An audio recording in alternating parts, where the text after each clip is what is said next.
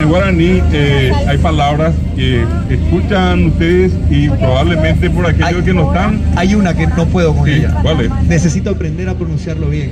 Porque yo digo Pinandi. Sí, Porque es el nombre del estadio de fútbol playa, es el estadio Los Pinandi. claro, Pero no se Pinandí pronuncia. significa descanso. Sí.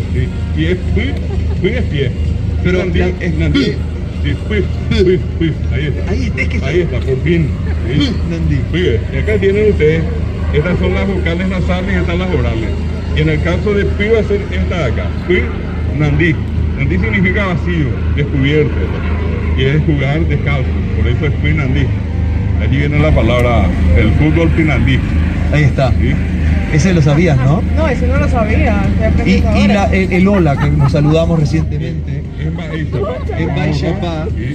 tiene es una pronunciación también particular. Sí. Hay una separación entre las vocales, que es un caso también especial del guaraní. Se escribe así. Está una ave larga, Sí.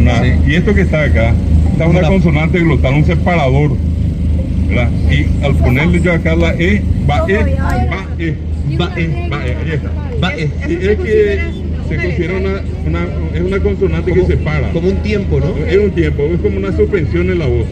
Entonces yo digo acá, va E. Si no lleva esto así, va E. Y acá es va E.